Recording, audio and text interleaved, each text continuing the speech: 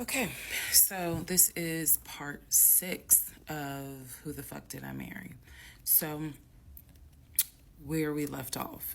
So, obviously, my doctor had called and told me there was no heartbeat, the pregnancy was not viable at that point, and I was cramping and spotting at work. Went into my best friend's office and immediately started crying. She was like, "What's going on?" And I said, I told her what the doctor said. And she grabbed her keys, grabbed her purse, and was like, "Let's go. I'm taking you home." On my way home, I called my boyfriend and told him what the doctor said. And he was like, "I'll meet you at home." So he was coming from Duluth, went straight home. And so about 24, 48 hours later, I had a doctor's appointment. And my doctor gave me 3 options. First option, let everything happen naturally. Your body will expel the fetus on its own. Second option, you can take a pill which will induce expelling the fetus at home. The pill basically will cause you to contract and expel. The third option was to go into the hospital and do a D&C. I did not want to do a D&C because I did not want to be in a hospital with COVID going on. And for whatever reason, I did not do the option of let it happen naturally. So I chose to do the pill.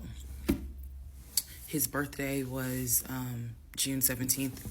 My ex's birthday was June 17th. So the decision was made, we're going to celebrate his birthday that day, go out to eat. And then that night I would take the pill because we both were off from work the next 2 or 3 days. So went out to eat to try to celebrate as best we could, and then took the pill that night.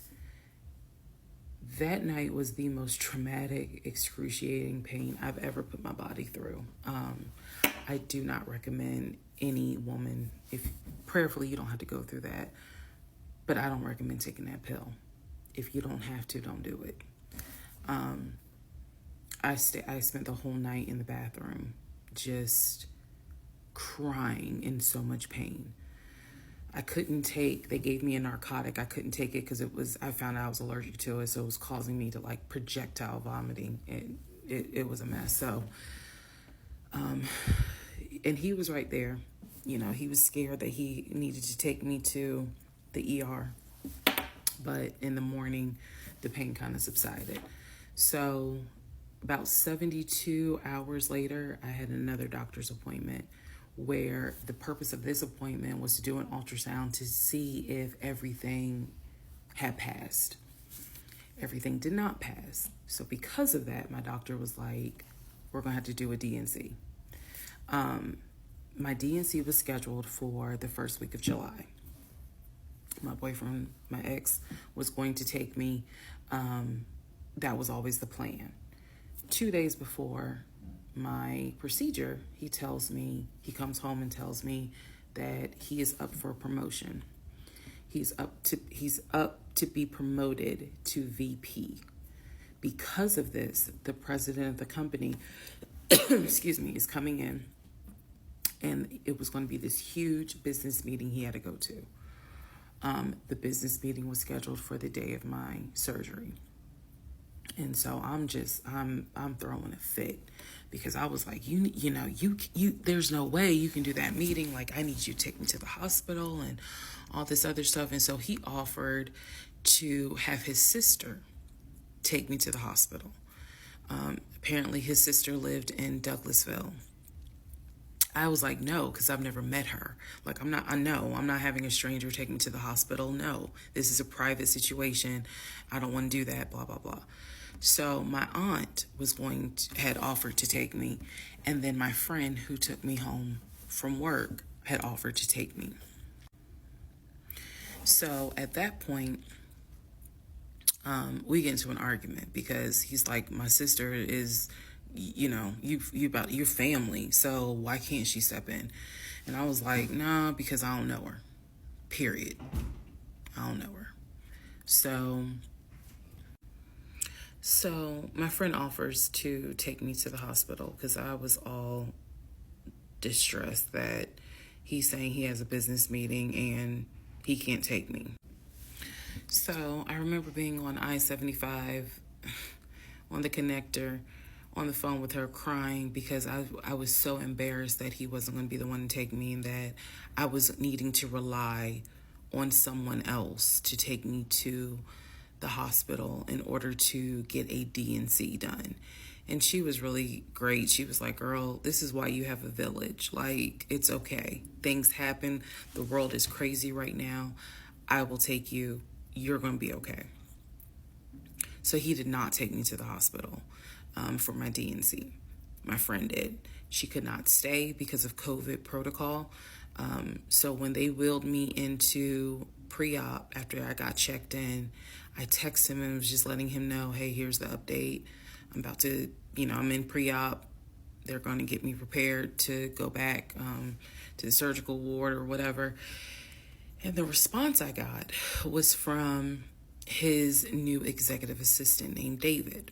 Now, when he told me he was up for the promotion, he did tell me that part of getting this new job would be that he would get an executive assistant named David. And he did tell me, I'm going to make sure that I inform David, if you get a text from this number, meaning from me, pull me out of the meeting because, my fiance's having a procedure done and I'm picking her up. So it's important that you come get me if it's something serious. So I text him. David responds.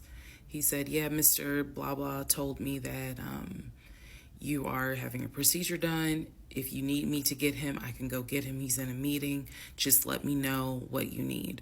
And I just said, no, don't bother him. I'm just giving an update that they're about to take me back. And David responds and says, I'm so sorry you're going through this. Please let me know if there's anything I can do. So I have the procedure. I wake up and I am now in recovery. I should be in recovery 45 minutes up to an hour and a half. I wake up, first thing I ask, and I remember asking, is where is so-and-so? The nurse who was so sweet, she was like, everything went well. You're doing great. She said, we spoke to your fiance. He's on his way.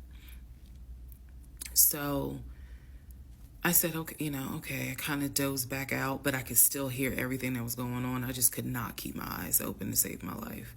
So I hear her talk to the other nurse, and that's when she said, yeah, Dr. So-and-so called her fiance, and his executive assistant picked up. And the executive assistant said that he was in a business meeting and that, you could relate to him what you need to say, and he'll tell the fiance. And my doctor was like, hell no, HIPAA, I need to speak to him. So apparently my fiance called the doctor back about 30 minutes later, and the doctor informed him she'll be ready to be discharged in about an hour. You can make your way and come pick her up. He said he was on his way. He was on his way from Duluth to Atlanta, which is not a huge distance, but the time of day, one thing about Atlanta, there's always traffic. So he should have been there within the hour. I should have only been in recovery an hour and a half. Let's go to the next part.